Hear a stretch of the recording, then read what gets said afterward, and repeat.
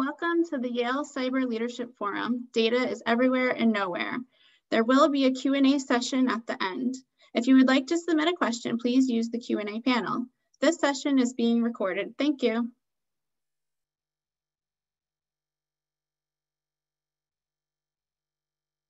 To Yale University's Jackson Institute for Global Affairs.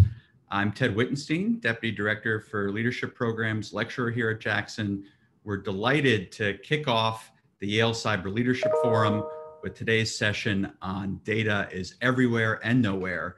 This is the first in 7 bi-weekly Thursday webinars taking place throughout the semester focused on sovereignty in cyberspace and bridging the divide among the law, technology, policy, business, and academic communities on the critical cybersecurity challenges of today and tomorrow.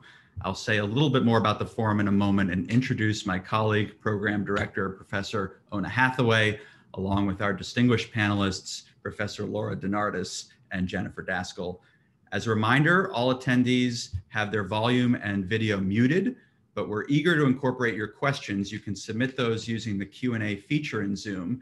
Unique to this forum, we have some students at the Jackson Institute and Yale Law School who are attending the forum for credit, along with a great group of practitioner fellows who are joining the mix.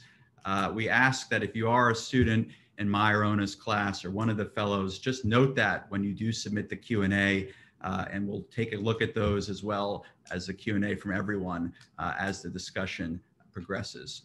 We're recording this session. We'll distribute and post the video afterwards for the benefit of everyone. The forum is an exciting collaboration between the Jackson Institute and Yale Law School's Center for Global Legal Challenges. We're especially grateful for the leadership and support of our knowledge partners, especially Baker and McKenzie, as well as Red Jack and other colleagues. We're now in our 4th year of the forum. Usually it's a unique in-person gathering here on the campus. It's not possible in the current context, but we're delighted to have it on Zoom. It brings together an impressive array of attorneys, technologists, entrepreneurs, policymakers, and academics to interact with our students. So because of that, we do have these group of fellows that are part of our network. I'd encourage you to check out cyber.forum.yale.edu to learn more about the program. We will take place over the course of the semester every other Thursday, which includes 2 weeks from today on February 18th, also at 12, where we'll continue the conversation on criminal law enforcement across national boundaries, featuring senior attorneys from the Justice Department, as well as the Microsoft Digital Crimes Unit. This forum really is the brainchild of Professor Ona Hathaway, our program director, for which I'm quite grateful. She is the Gerard C. and Bernice Latrobe Smith Professor of International Law and Director for the Center for Global Legal Challenges at Yale Law School. She's also a faculty member at the Jackson Institute, a widely recognized authority on transnational law. Ona has really been at the forefront of thinking on how international legal principles and norms translate to cyberspace. She's a scholar, also a practitioner though. She serves as an advisory committee member for the State Department's legal advisor. She's also previously been on leave from Yale in 2014 to 2015 to serve as special counsel to the general counsel at the US Department of Defense. Let me briefly turn to our panelists. If I went through their incredible bios, we wouldn't have enough time to actually hear from them today, but we're very grateful for Professor Laura Dinardis. She's a world-renowned scholar in internet architecture and governance and professor in the School of Communication at American University in Washington, D.C., where she also serves as interim dean. She has a background in information engineering and a doctorate in science and technology studies. She's published numerous books and articles on the political implications of internet technical architecture and governance, which we'll talk about today. And Professor Jennifer Daskal is faculty director of the Technology, Law, and Security program at the American University Washington College of Law. She teaches and writes in the fields of cyber, national security, criminal, and constitutional law. Prior to being a senior national security lawyer at the National Security Division of the Justice Department, Prior to joining DOJ, she also was Senior Counterterrorism Counsel at Human Rights Watch and worked as a staff attorney for the Public Defender Service for the District of Columbia. It's a great group. I'm delighted to be a part of it. As a reminder, submit your questions using the Q&A feature on Zoom. So we're happy to have this broad group that's joining my and Ona's classes along with our forum fellows and kicking off our first session. So over to you, Ona, and thank you so much to everyone. Thank you so much, Ted. And really, Ted has been the central organizer of these events, and I'm so grateful for his partnership. And I'm so glad to have all of you here with us today. We have a great group. We have a great group of panelists, which I'm so excited to have this conversation with today. And so glad to have our fellows and students and alumni and so many others here with us today. We look forward to seeing all of your questions. So the way that we're going to run this event is I'm going to ask a few questions to our wonderful panelists rather than give a kind of opening set of remarks. We thought we would do it more as a back and forth. So I'm going to ask some questions to Laura first and then to Jen Daskal. We're gonna sort of hopefully cover some of the terrain, but we will certainly leave a lot left to be discussed. And so after about 45 minutes of conversation between us, we plan to open it up for the rest of the conversation to your questions. So please do be thinking of questions that you want to ask.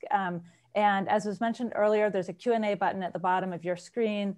Just go ahead and type it in there and let us know if you're a fellow or if you're a student so that we can pay special attention to that. But we're gonna try to get to as many people as we possibly can. So we're excited to see all of your questions. So let me start off with you, Laura.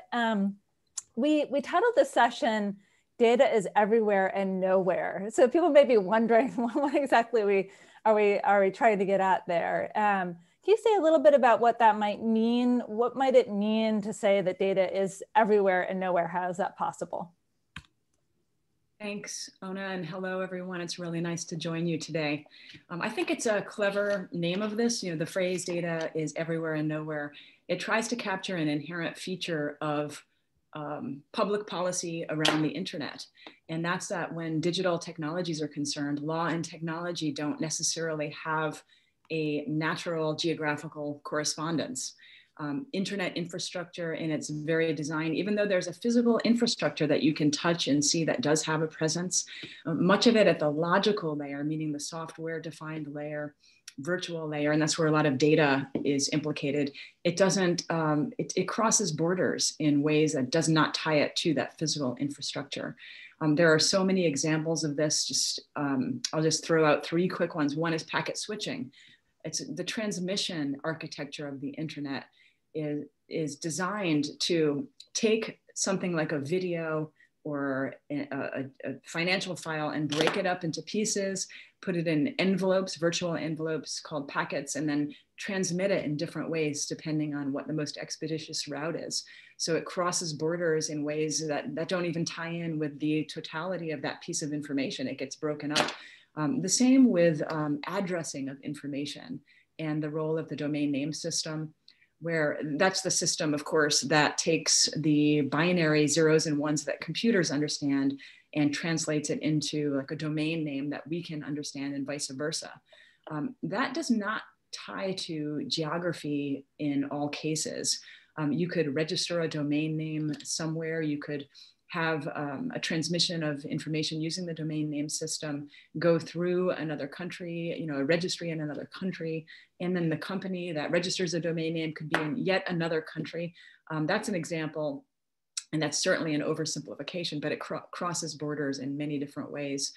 Probably the most easy way to understand how data is everywhere and nowhere is in cloud computing, and in particular, content distribution networks. The whole point of that is to distribute information around the world so that it's closer to its destination, so that it can be secured in different ways.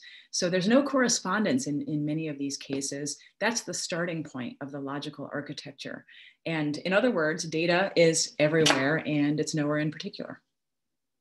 Fantastic. That's super helpful. And your book is especially helpful in sort of laying out some of this.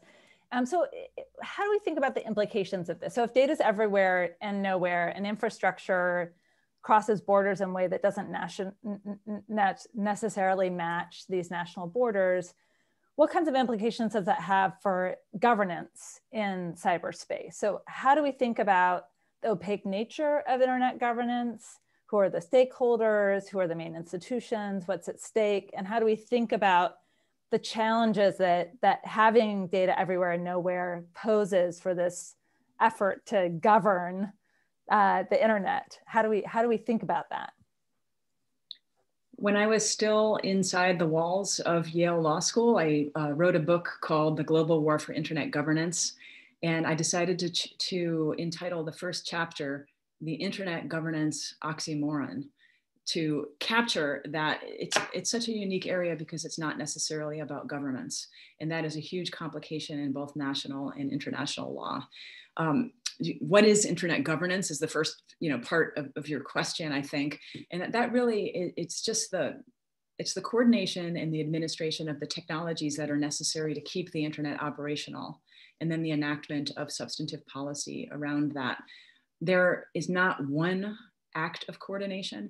So Ona, Jen, and I, and Ted, we often get asked, well, who should control the internet? Who is in charge? Is it the Department of Homeland Security? Is it Google? Is it ICANN? Is it China? That's a nonsensical question that has no answer, because there are so many different functions. There's the coordination of the domain name system. There's the setting of technical standards, which is a very complex and technically concealed area. There's the policy-making role of private content intermediaries like Facebook and Twitter and Google and Amazon Web Services. There's many other things around cybersecurity governance. And of course, the role of governments in enacting laws around this. So that is an ecosystem, but I have to say that as, before getting into the implications, you have to say that, well, this is layers and layers and layers and layers of administration that keep this invisible infrastructure working and enact policies around it. And they also, in all of those areas, there are decisions made that have sweeping public policy implications, even the most technically concealed ones like technical standard setting. So that's where things like encryption strength and formats around compression and encryption that come into play when law enforcement, for example, is trying to break encryption. So the public policy implications are sweeping. And the way I usually describe it is that arrangements of technical architecture are also arrangements of power. So you've written about and you've spoken about this idea of, and this follows on naturally what you just said, this idea of kind of hidden levers of data governance. Can you say just a little bit more about that? What are these hidden levers of data governance? What are the implications of them for infrastructure control? How do we think about these kind of less visible parts of internet governance? That's a really important topic and question, because policymakers and scholars and even people in industry tend to over focus on the things that they can see, such as content, such as devices, and such as like social media applications. But 99% of the infrastructure of the internet is far beneath that. China certainly understands this and exploits it in their approach to censorship, for example. So even though some of the architecture that I described and the governance functions that I described are distributed, there really still are choke points at various layers of infrastructure that are not visible in the same way that content and applications are, but still can exert influence over that content. This is not something new, although there are some really interesting new examples of this, I'm sure we'll get into. But it's been going on for a very long time, such as in the intellectual property rights enforcement. The domain name system has always been a point of blocking for websites, for example, that sell trademarked goods or violate copyright in some way. Systems of filtering and routing have always been used for censorship. Cloud computing approaches and search engines have always been used to try to block things like child pornography. So this is a feature of internet governance that is longstanding and it's very effective. But there are some recent examples, I think, that have brought this into the public consciousness in a powerful way. The two examples that Jen and I like to talk about, in some of our writing. Jen, I think we wrote about how Squarespace took down the website of, this is related to pandemic disinformation. Squarespace took down the website of something called America's Frontline Doctors, which were touting, they were making spurious claims about not wearing masks. That's an example of that kind of lever of control that is underneath social media. And of course, Amazon Web Services blocking Parler is an example of that further down the stack. So these are powerful levers. They exist at every layer of the infrastructure. So we overstudy, we over legislate, we over discuss the content intermediaries, but these layers further down the stack are even more powerful. So you mentioned briefly China. So let me follow up on that. Many sort of suggest China is trying to reinvent the internet. We hear about sort of the Great Wall of China. We hear about concerns about China's approach to cyber sovereignty and insisting on data localization, territorial control in a way, as I understand it, and you should tell me if I've got this wrong, to try to defeat to some degree the data is everywhere and nowhere problem, to try and force it to be more localized and remain at home and therefore under closer control. Can you say a little bit more about how China is trying to regulate the internet and try to overcome some of these data is everywhere and nowhere problems? And is there a chance it might succeed? And if so, what implications does that have for the internet more generally? China has a very effective strategy of trying to put borders around the technology by using content intermediaries to block things, by using systems of routing and filtering, and by using different infrastructure layers, including the domain name system. But still, it is leaky. And the tension between the technologies crossing borders and the kinds of regulatory constraints that China imposes on the information and on the infrastructure, it's always in tension. But there is one thing that China does. There was recently a concern about an authoritarian. You may have read about it in the press. The Chinese are trying to reinvent the internet, was the concern. And this tension between what I described as the multi-stakeholder governance approach to the internet and the way that China and other governments that have a more authoritarian approach, which is sometimes called cyber sovereignty, always in tension. There's a tremendous amount of economic concern, geopolitical concern, and frankly, social concern over this. But this latest set of headlines refers to a proposal by Huawei and the Chinese Ministry of Industry and Information Technology to look into, I say look into because it's kind of vague at this point, proposing a new internet protocol, IP, not intellectual property, but internet protocol, to replace the long-standing core architecture of the internet. So the Chinese actually submitted this to the International Telecommunication Union, which is the sub-agency of the United Nations that deals with telecommunications issue. And it's part of a larger study group to look at the architecture. So this is definitely, the concern about it is probably overblown at this point, but it's also understandable because of China's efforts to continually impose authoritarian control over the internet, which gets not only into content control, but also into control of the physical world as the world moves more into the Internet of Things. Can you say just a little bit more about the idea of sovereignty as it applies in the context of the internet? In the area of national security, this is a term that comes up a lot, and we'll, in a later conversation, focus more on the sort of national security implications and how do we regulate national security issues on the internet. But this conversation makes me think it may be worth sort of exploring that a little bit more because, for instance, the Talon manual that lays out at least one version of what's some understand to be the rules of using force on the internet has really centered on this idea of sovereignty in cyberspace, and some, including, I have to admit myself, are a little skeptical of the idea that we can talk about sovereignty in cyberspace. You don't necessarily have a stake in this fight, so you're a good person to ask. So how do you think about this idea of sovereignty?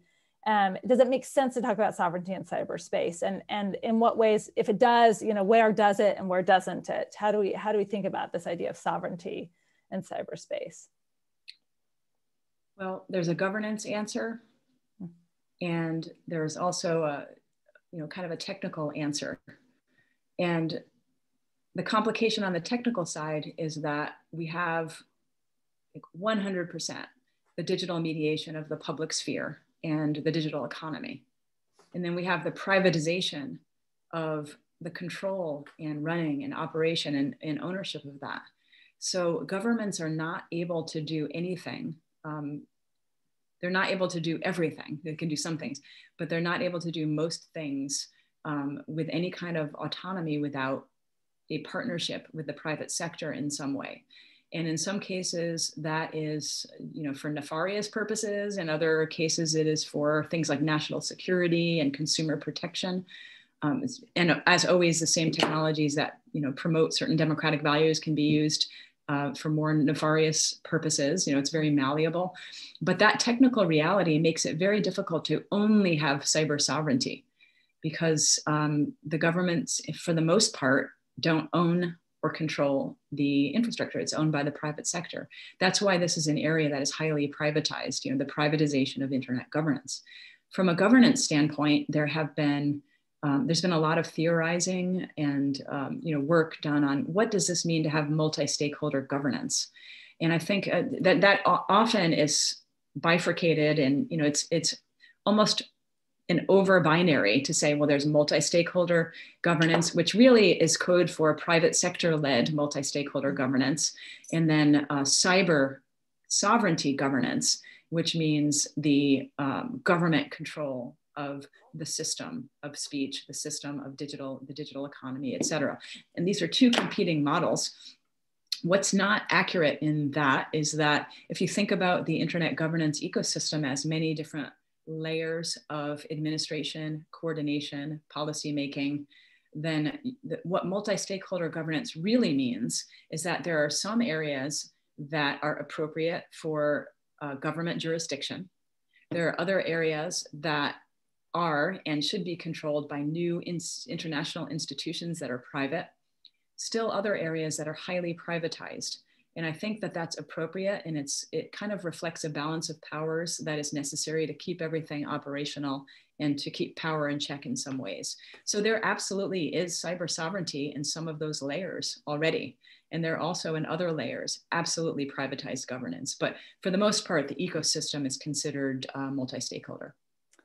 So your point, I think, is such an important one, that part of the challenge for states in regulating this space is that really what we're talking about is, for the most part, the infrastructure is privatized and it's in private hands. And so exercising control means exercising control over private actors.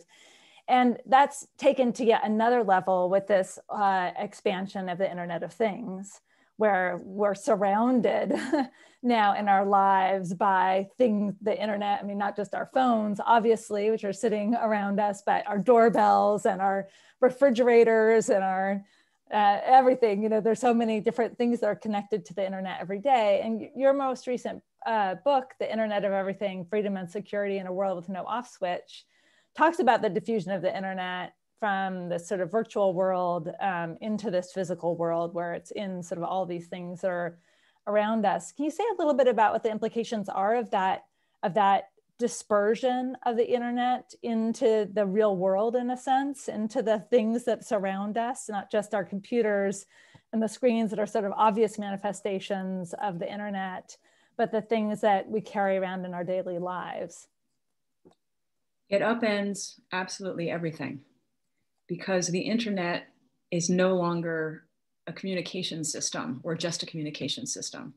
It is a control network in which more things than people are connected, and in which battles of control over that infrastructure are a proxy for political power. So as you described, Ona, it's usually called the Internet of Things. Some people call it the Internet of Self. Some people call it the cyber-physical world. But what it means is that there are more things connected than people online. And the internet has entered into pacemakers, things inside of the flesh. The body is now part of the digital object space. It enters into things in homes, in work, in automobiles.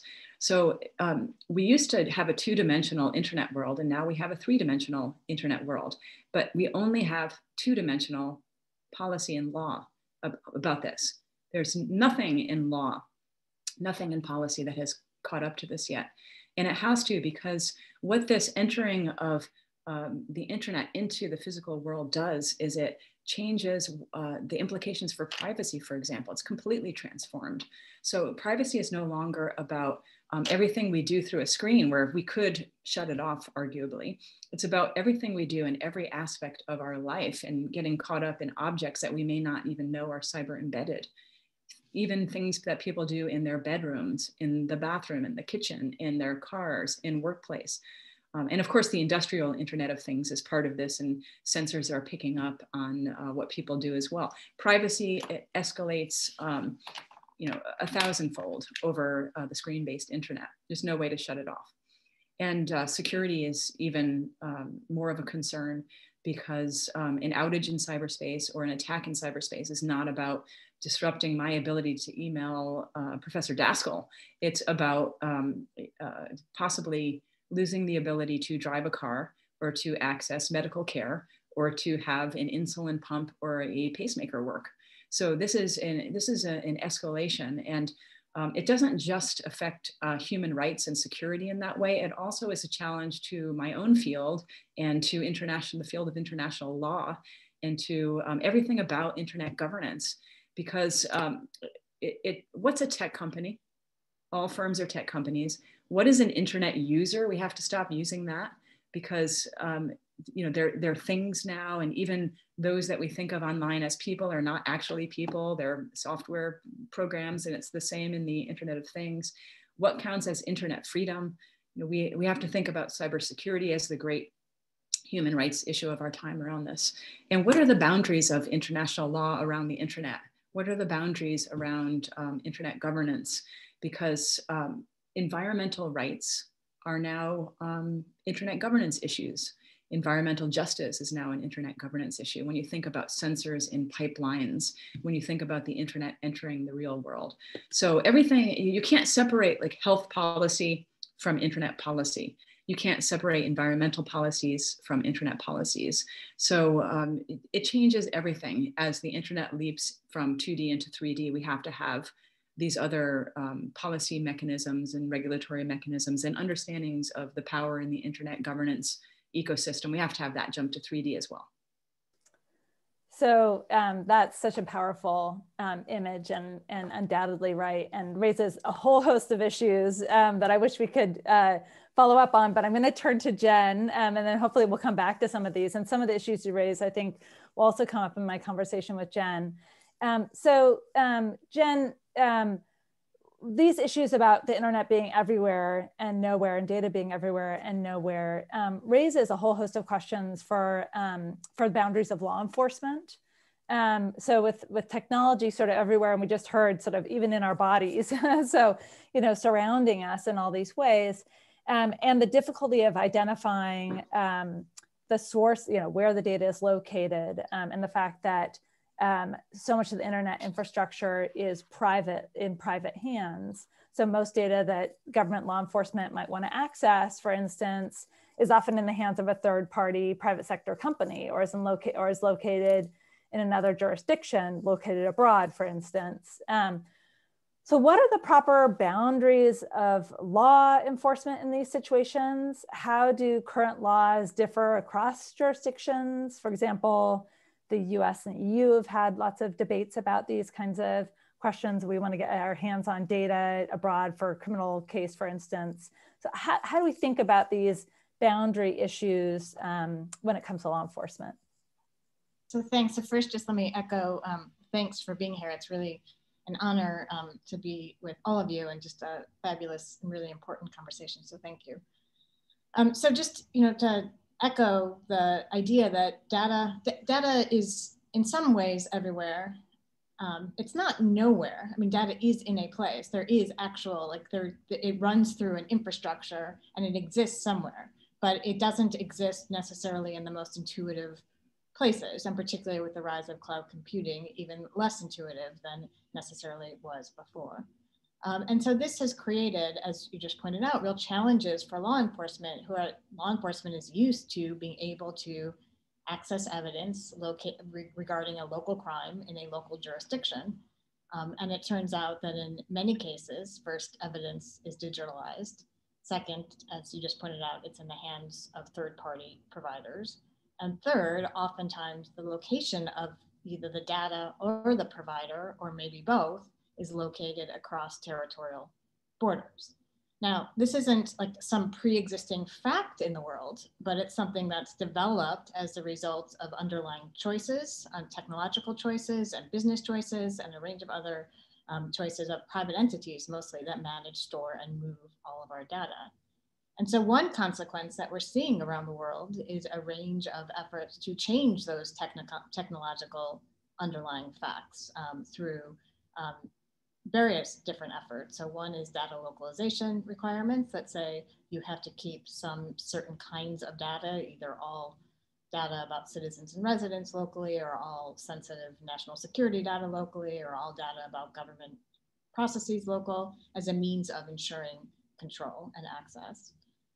Another thing that we're seeing is a growing number of countries kind of modeling off of EU efforts to say, if you're going to offer services to our citizens or residents, you need to have some sort of representative here, either fictional or real, that can then access, that can be then served process on for dealing with all of these requests.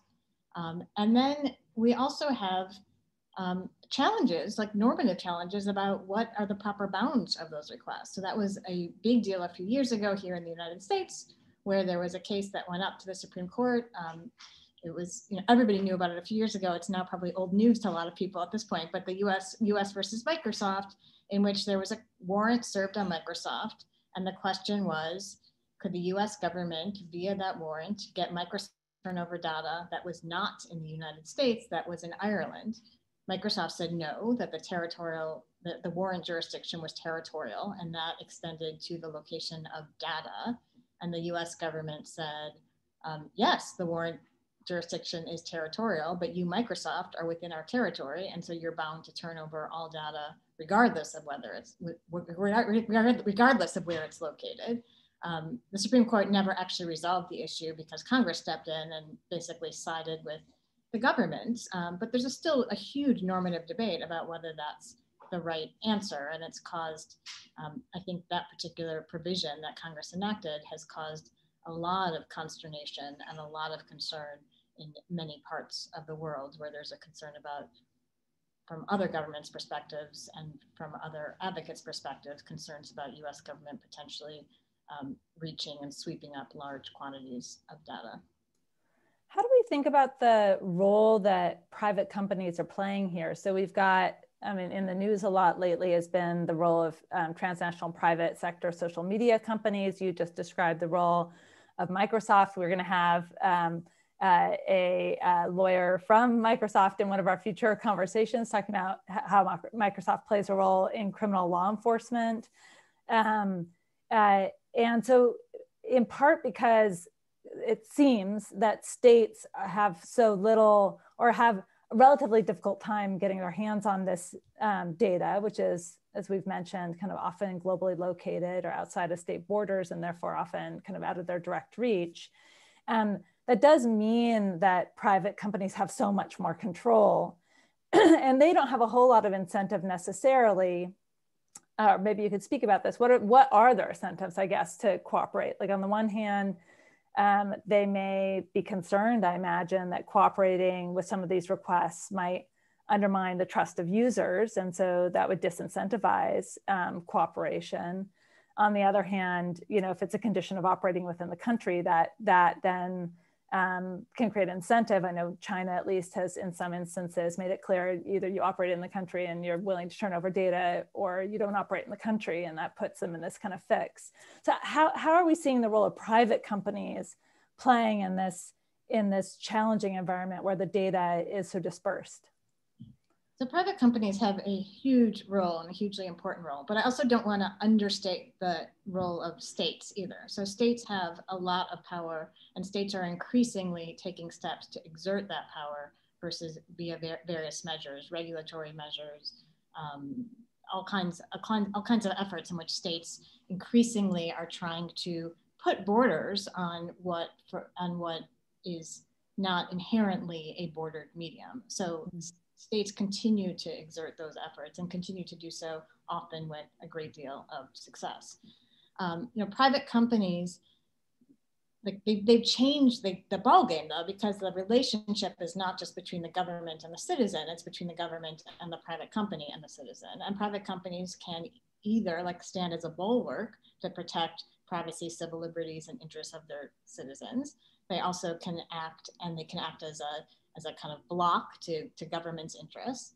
And they can also be a real funnel to the government as well. And so private companies are operating with a whole range of different incentives, and it depends on the issue, and it depends on where they're located, it depends on the demands, it depends on whether or not access to a particular market is a requisite, it requires compliance with either speech regulations or data access regulations or a range of privacy regulations.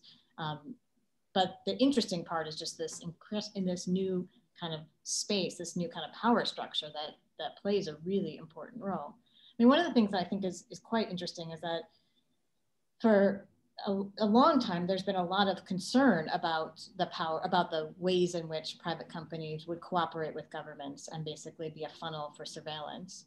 And now I'm starting to hear a shift, at least a shift in a lot of the discussions about the concern not being private companies as much because of this, at least perception that private companies will stand as a bulwark and at least there's more transparency and there's some measures of accountability. And the real concern is governments doing direct access themselves and cutting out the private companies. And so implicit in this sense that there's a concern about direct access provisions is a sense that private companies are going to serve as some sort of intermediary role that in some ways protects privacy or protects speech interests or protects other normative values that one thinks are worth protecting.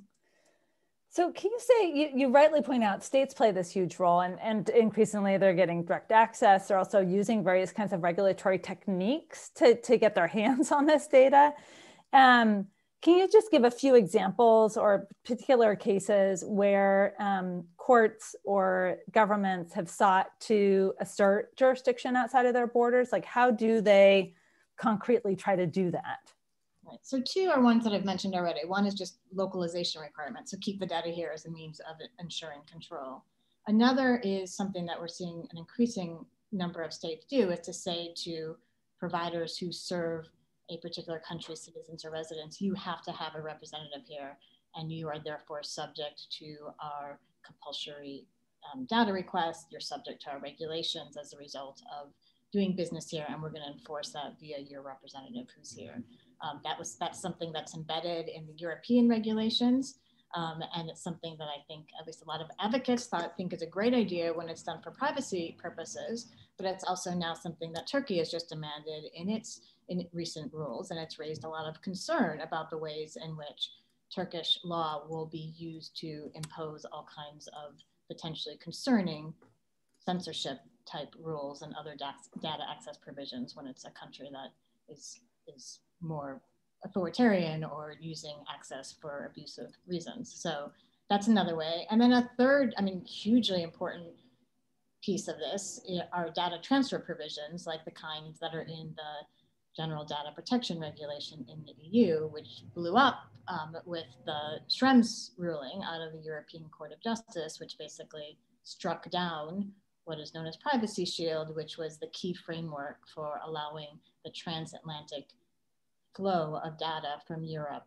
to the United States. Now, that's not a direct regulation, but it's basically the EU saying to the US, unless you shape up and reform US intelligence rules on surveillance, we are going to hold up the transfer of data from Europe to the US. So it's exerting market power really to attempt to compel changes in US law, even though it's not a direct regulation on US law or US actors. Which is a fascinating feature of this, right? So it's Europe in a sense sort of saying, hey, you know, you need to change your rules regarding how you collect information, or we're just not going to cooperate with you anymore, and sort of using that leverage to force changes in US national law to better mirror priorities that Europe has set, which is a fascinating fact, and seems, I think, civil liberties advocates, privacy advocates are sort of celebrating it in this instance.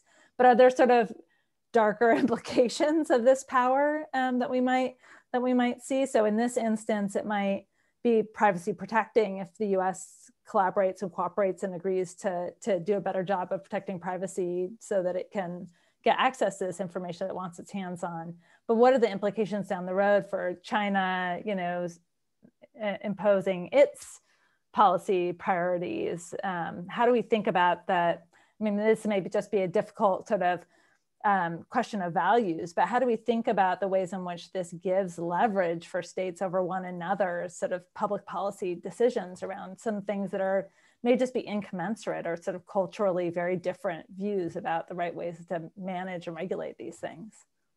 Yeah, no, I think it's hugely important, and there's such a need for, you know, I think for at least for states and private actors and members of civil society to work together to come up with, you know, a joint baseline standards and procedures to protect against this constant back and forth and like whiplash of yes, transfers can happen, no, they can't happen, real inconsistency even with Europe. Europe is demanding through its ruling all kinds of standards on the US that are not at all consistent with the way that most intelligence services operate within Europe. And so there's a real need to have some sort of normative coherence and accountability framework and agreement that you know, recognizes real differences across borders that should be celebrated and appreciated, but a requirement of like consistent baseline standards and some mechanism to monitor and to ensure that those standards are met. I mean, the process out of the EU is really, in a lot of ways, feels very nonsensical. There's a small handful of countries that have received adequacy determinations that basically allow the free flow of data without questions asked. When you start kind of poking and looking at who some of those countries are, it's not exactly obvious that those are the right countries. And there's not a real coherence even within Europe about the standards that apply. And so, you know, there's a real risk, not just there's a real risk in terms of just costs to business, cost to consistency, cost to the development of real norms that actually get enforced in a non-hypocritical way, I think is also really important as well. So I want to end with a question about an area where this has been particularly vibrant conversation, shall we say, which is in the area of speech. And you've written about how governments and tech companies increasingly regulate speech online and how that raises really serious questions for how far these regulations should extend.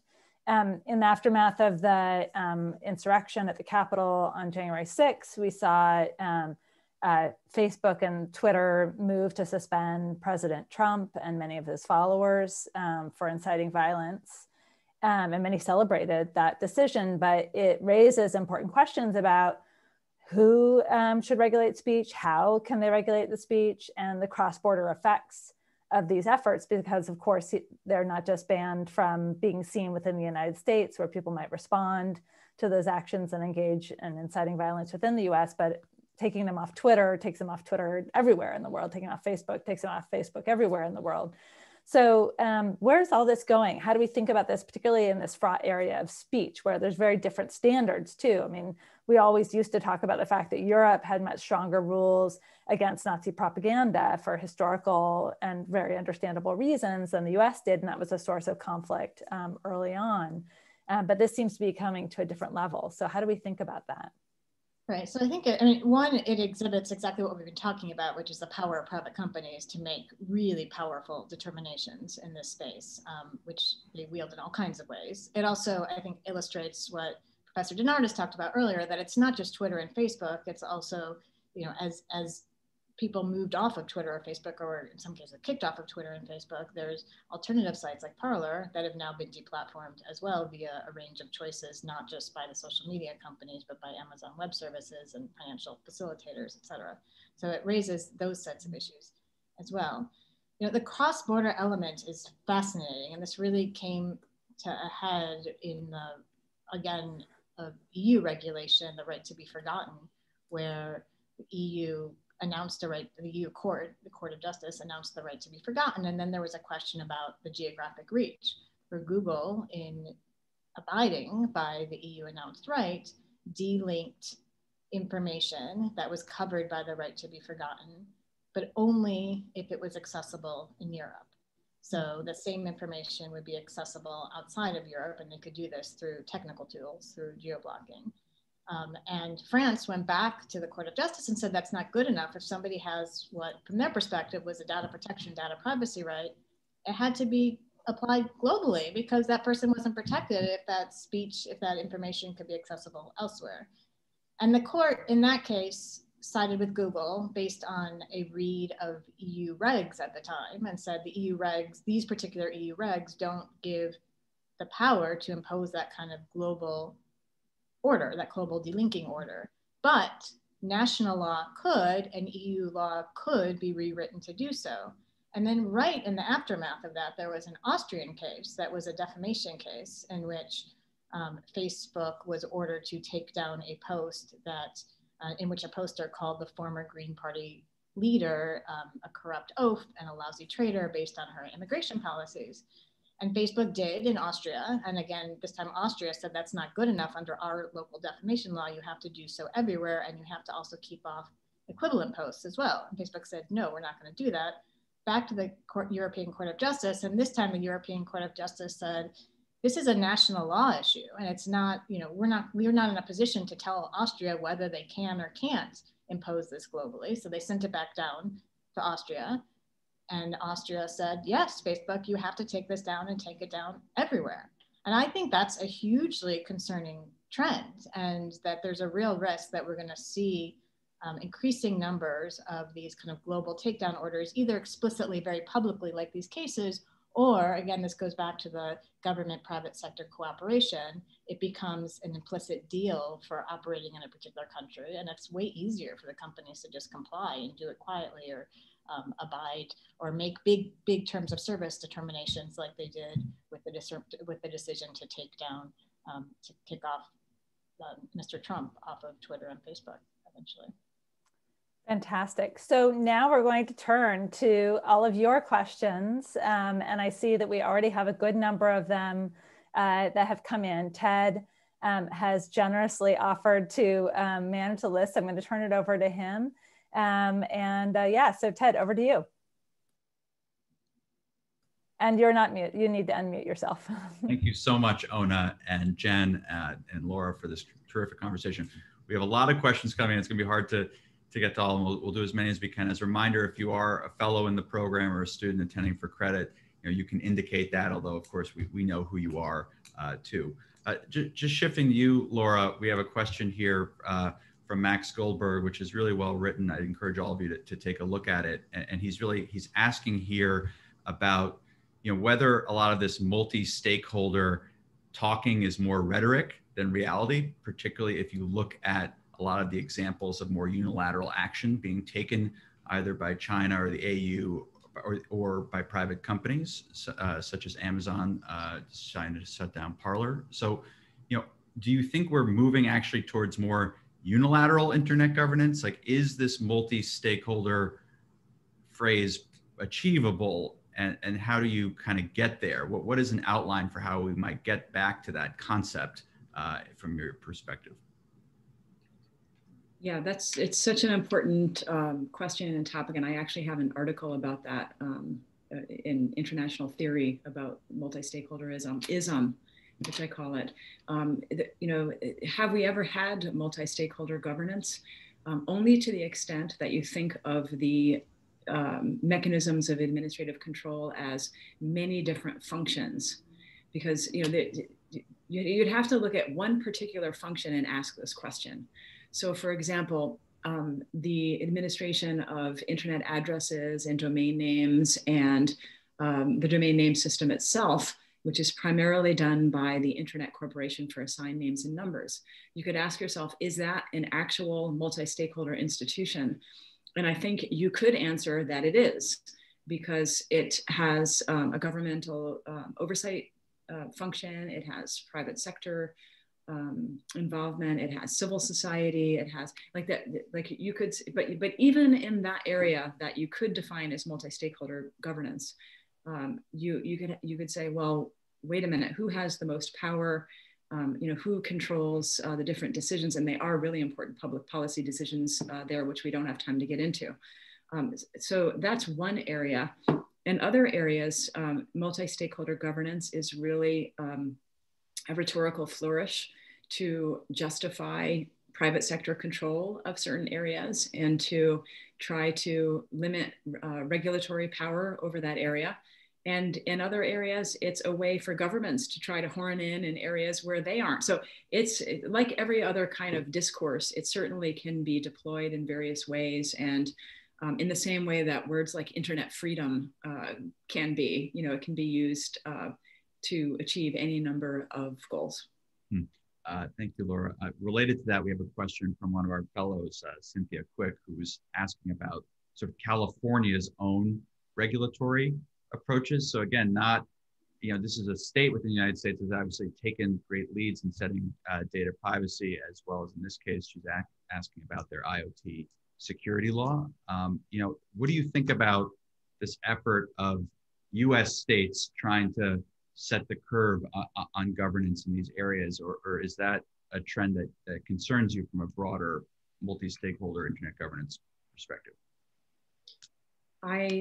I think it's a great trend and an important part of the ecosystem. And sometimes a local, you know, like a state, or you know, even a municipality, and I can give some examples in the area of standards, which I won't bore people with, but they can affect change. You know, the economy of California is bigger than many countries around the world, and so what they do can have sweeping effects, because the companies that do business there also do business elsewhere. And similar to the GDPR, sometimes the approaches of companies rise to the level of you know, something that's happening in another part of the world, but it applies everywhere. So I applaud the attempt by you know, any local jurisdiction to try to solve one of the biggest problems that we have right now in the digital economy, and that's that more things than people are connected, but you know, as Bruce Schneier describes it, the Internet of Things is wildly insecure, and every authority from the Homeland Security Department to the National Institutes for Standards and Technology agree it is wildly insecure. So anything that tries to move the needle on that is really, really important. You could even get smaller than that, Ted. How about corporate governance? A board, you know, a board of a corporation can be concerned about liability coming from the Internet of Things because their products and services embed the internet. They use the IoT within their own, you know, in their own buildings, and they can have a huge impact on security by even getting insurance. And by the time you jump through the hoops of liability insurance, you can plug some of those gaps as well. So I'm a big believer in the local having an effect. Thank you for that. Maybe just shifting back to Jen, we have a number of questions about speech regulation by social media companies themselves. We have one from a wireless student about the Facebook oversight board. So, you know, what is your view of this entity? Is this a sort of a notable trend in internet governance to try to establish these independent review boards within companies, or, you know, does this have any teeth in your view or not? How should we think about that? I think it's positive, but I think it's positive in an extraordinarily limited way. So it's, you know, I applaud Facebook for doing it. It's great to have some of the harder decisions subject to review and consideration, and particularly consideration from a variety of perspectives. And ideally the panels are structured so a variety of geographic areas as well, given as we've just talked about, the fact that these countries have implications that span the globe in many cases. But it's also looking at the problem from this frame of dealing with like single posts and single decisions. And I think that it doesn't get at the heart of what is really the challenge right now with respect to speech online, and particularly speech online on some of these massive platforms, which is the way particular kinds of speech are amplified and shared and kind of fed to individuals in ways that tend to highlight more extreme speech and create all kinds of bubbles in ways that I think we're really struggling with. We've been struggling with in the US for the last 4 years, and we will continue to struggle with. It's a huge issue and a huge problem, and something that needs to be dealt with. And continuing to focus on like the individual case, the individual post, I think is useful, and it's always going to be an issue, and there's always going to be debates on the margins, but it doesn't get at some of the really core underlying problems. Thank you for that. We have a number of questions, Jen, given your DOJ background in particular, about attribution and encryption. So we have a question from Randy Vickers, who's one of our fellows, about attribution on the dark web. Sinclair M, who's one of our students, is sort of asking about where we stand on sort of challenges to end-to-end encryption might pose to government entities. You know, what's your sense of what the private sector, government, law enforcement, or intelligence, relationship stands today after some of the back and forth that we've had on this issue in the last number of years? So we've had back and forth on this issue for a really long time. I think I heard recently that somebody had found speeches going back almost 2 decades where various members of the Department of Justice were raising concerns about going dark associated with encryption. So this is a problem that's been going on for a really long time. It's not a problem that's going away.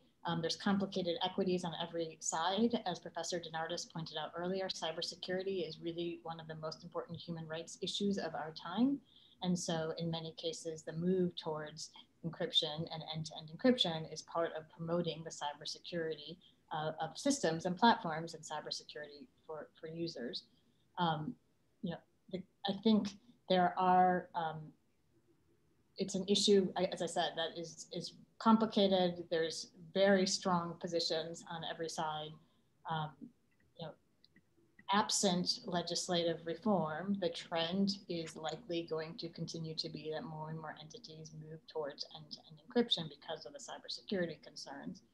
And that raises some challenges for law enforcement, but I also think it ought to push law enforcement to think through as creatively and as hardly as possible all of the ways to access information that don't rely on encrypted communications, of which there are many. Not to say that there aren't some times where access to the encrypted communication would be key, but there are also a range of things that can be done to better facilitate, consistent with lawful process, access to other information that is available.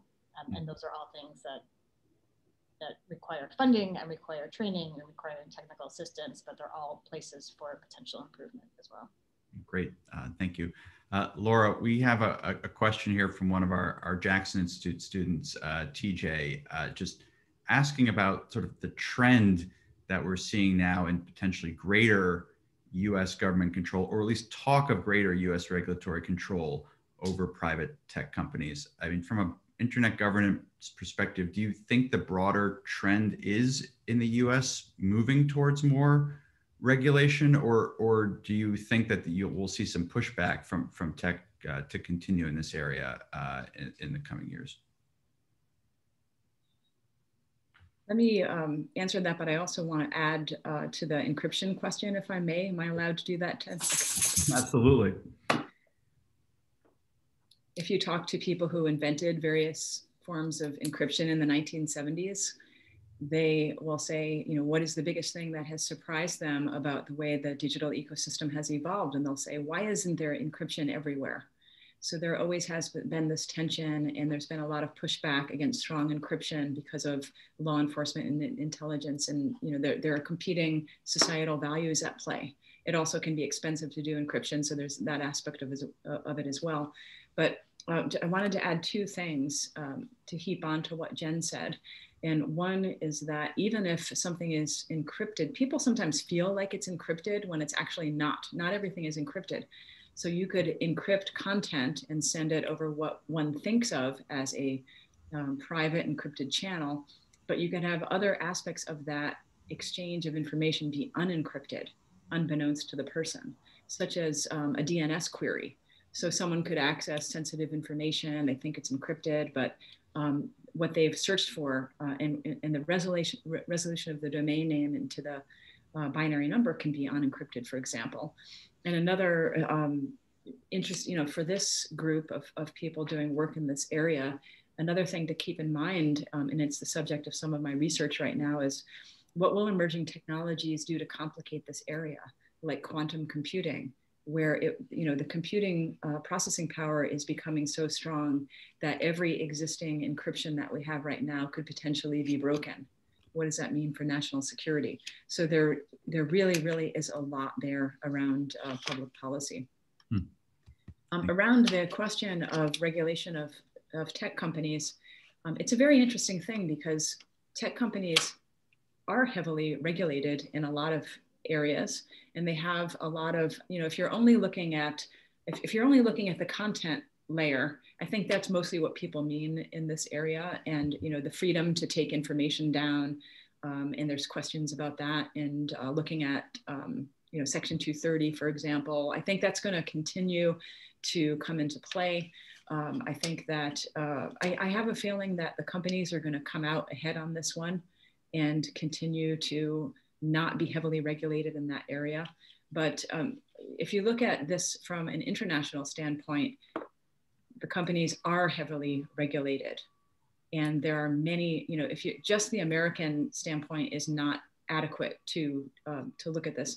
I mean, there are all kinds of constraints, you know, regulatory and otherwise, imposed on tech companies, including US tech companies, and they have to navigate the different regulatory environments. So I don't agree with the assumption, not of this question, but out there, that tech companies are not heavily regulated, because if you look at it from the standpoint of global internet governance, they actually are. And that the regulation is not always good, because you know, especially if you look at it from a global standpoint, governments are doing terrible things to people and to the infrastructure of the internet, such as, you know, I could give 100 examples, but I'll just use one near and dear to my heart. If you're a member of the LGBTQ community in Russia, you are highly affected by the regulations online of your ability to even say who you are in online platforms, and you know, the regulations on the companies and what they have to do to take down that information. So this is an area that I think is has a serious misnomer. Like, they're not regulated now, and should they be regulated? I think that mainly refers to the speech regulations and questions around Section 230. But if you look at it in other areas, and if you look at it from a global standpoint, there already are a lot of regulations, and some of them are for nefarious purposes. Thank you, Laura. I know that you had seen Thomas Kadri's chat message to all of us, assistant professor at the University of Georgia Law, noting about, you know, how is this everywhere and nowhere concept of data? You know, how is it used as libertarian trope sometimes to sort of stave off regulation in this area? And so, particularly given some of the harms that you just mentioned, you know, there's a risk of saying, well, because it's nowhere, then governments, you know, maybe don't have, you know, there's no way that we're going to exert that sort of pressure. So I'm just kind of curious what your reaction to that was. Right. Well, saying that data is nowhere is not something that I use in my own work, but I think it's an important, it's a term that can help people understand how infrastructure crosses borders, and how it's a little bit more complicated than just applying national regulations to the technology because of all the ways that it crosses borders. And I applaud the use of that to help that term to help make that case. But I think the question is really one about internet freedom. And John Perry Barlow, long before John Perry Barlow came along with the Declaration of Independence of Cyberspace, already we had packet switching, already we had the domain name system, already we had routing, addressing standards, TCP/IP, things that cross borders. But what he was responding to was actually the Communications Decency Act before it was modified.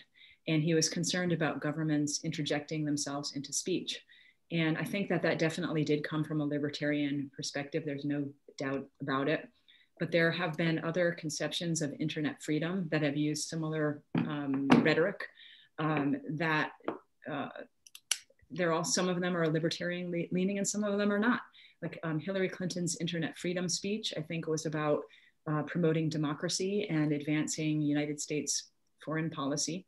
I think the blackouts that happened around in the internet freedom framings, if you remember this, remember the blackouts over the Stop Online Piracy Act, for example, that was under the guise of internet freedom, but I think that was about corporate power. And certainly a lot of tech companies use internet freedom as a way to advance their ability to have online revenue models based on data collection.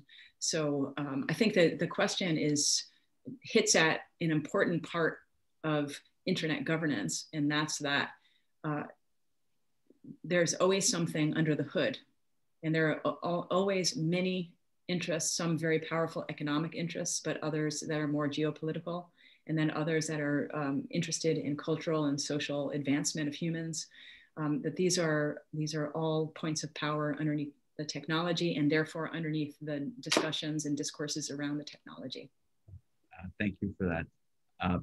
Jen, we have a number of questions about sort of government access to private sector databases and data, even through lawful requests that might still be, in fact, though, shielded from scrutiny if they're made in private. And this is a question from Chinmay Sharma, who's one of our fellows, and just sort of asking if these requests for data from governments to private sector entities, should there be greater governance or transparency or accountability around that? Have you seen any models for how this might work in a way that ensures greater confidence and consumer confidence that this information is being used properly? Right, so it's a great question. I mean, to the extent that requests are made domestically under domestic law, it's really a domestic law matter. So in the US, we have the Electronic Communication Privacy Act, which sets out a series of rules and situations in which the government needs to go before a judge and get independent authorization before they take a warrant to a service provider for user content, for example. Different countries have very different approaches and standards. And so one aspect of this is really a domestic law question. And I think that there'd be a real value in looking hard and thinking about raising kind of substantive and baseline procedural and substantive standards in lots of countries, including aspects of US access to data in ways that are consistent with privacy and civil liberties, given what's unique about data is that a warrant or request for data can yield an enormous amount of information about an individual or groups or more. And so there's a real need, I think, to have clear standards. There's a separate set of questions about what happens when there's access to data across borders, and there's really two systems at play. One is government to government requests, which generally happen through a mutual legal assistance process. And then the request happens under, again, the local law rules of the country to whom the request has been made.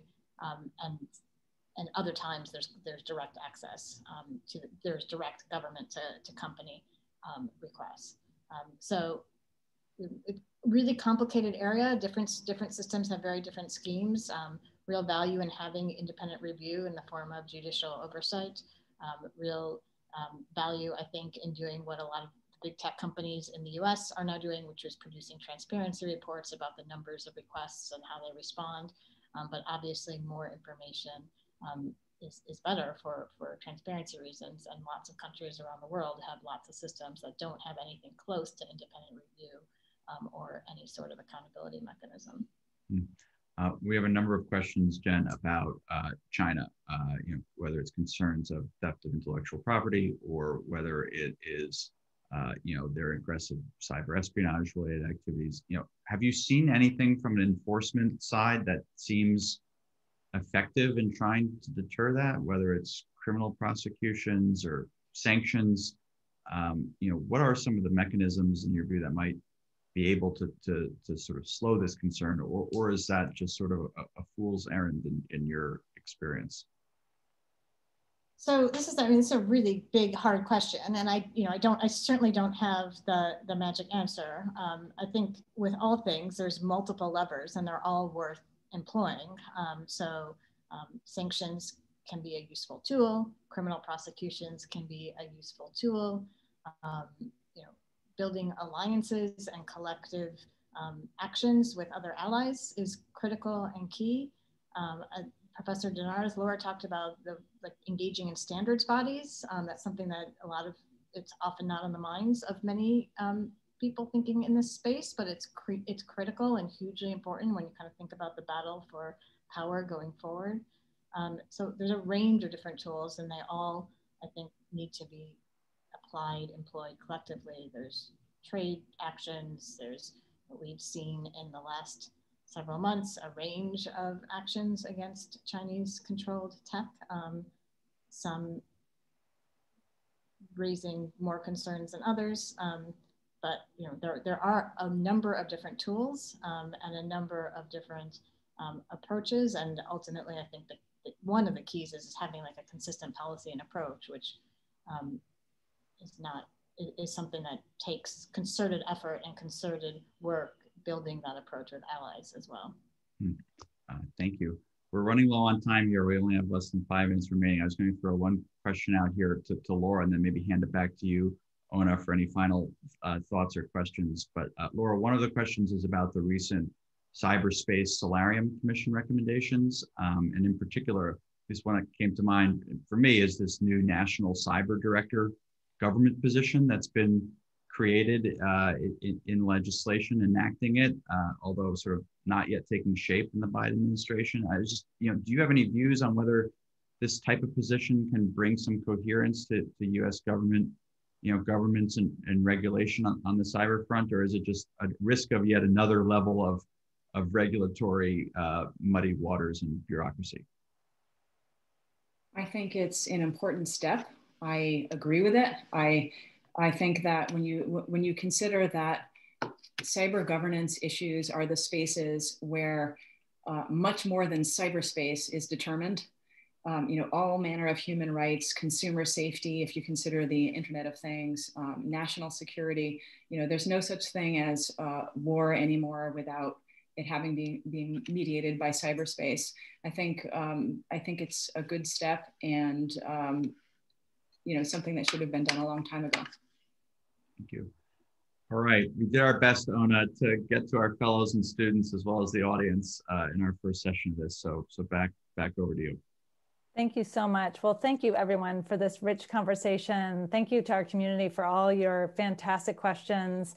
We made it through a remarkable number, though I'm sorry that we didn't make it through the many great ones that remain. But the good news is this is the first of many conversations. And so we really hope that you all will come back and join us. Many of the questions that you all posed are questions that are going to be subjects of future events. So I hope that if we didn't get to it today, that we will be able to get to it in the rest of the series. And we're going to try to set a good precedent of ending on time. So today we are going to wrap it up, but I just want to say thank you so much to Laura and to Jen Daskal for being here with us today. You guys have been so fantastic. Thank you, Ted, for organizing us. Thank you so much to Jennifer Zaccaro and Kelly Vellette, who were behind the scenes making this all go go smoothly. And we hope you will all come back and join us again in 2 weeks, same time. And we'll be meeting every 2 weeks over the course of the semester. So this is the same place. You can register in the same place you did for this event. And we hope that you will be part of this conversation over the course of the next several months. So thank you again, everyone. Thank you for joining us. And we look forward to the rest of the conversation as the months unfold. So take care. Thanks, everyone. Bye, everyone.